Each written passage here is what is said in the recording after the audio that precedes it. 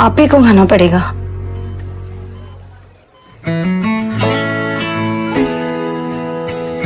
अब भिंडी की सब्जी है। आहान को सच में भूख लगी थी। उसने टिफिन खोला तो अंदर भिंडी की सब्जी रखी हुई थी जो आहान को बहुत पसंद थी। तभी उसे शनाया की बात याद आई कि उसने खाना पापा के लिए बनाया था, मगर उसके पापा शेखर को तो भिंडी से सख्त नफरत थी। मतलब साफ था कि शनाया ने ये खाना आहान के लिए बनाया था। पापा, मैंने क्या?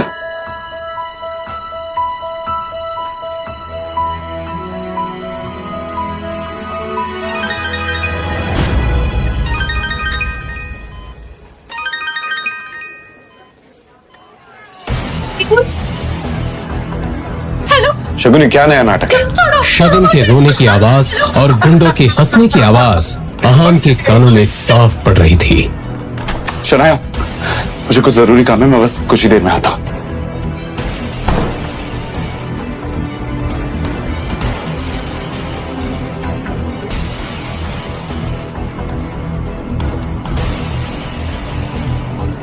अचानक हुए इस हमले से आहान खुद को संभाल नहीं पाया।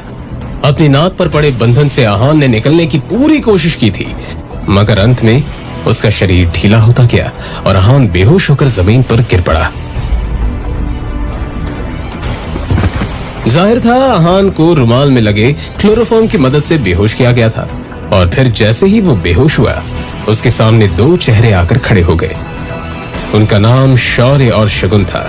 दोनों के चेहरे पर एक विजयी मुस्कान थी। तभी शगुन ने शौर्य से कहा,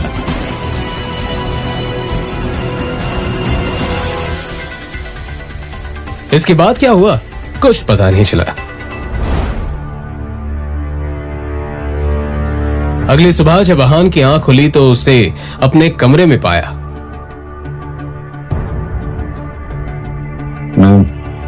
कैसे आया?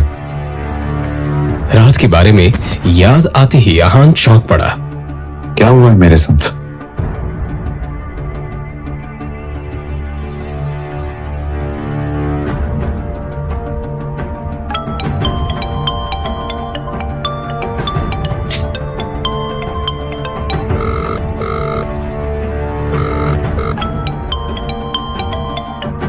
हेलो शगुन, ये क्या खेल चल रहा है? कहां हो तुम?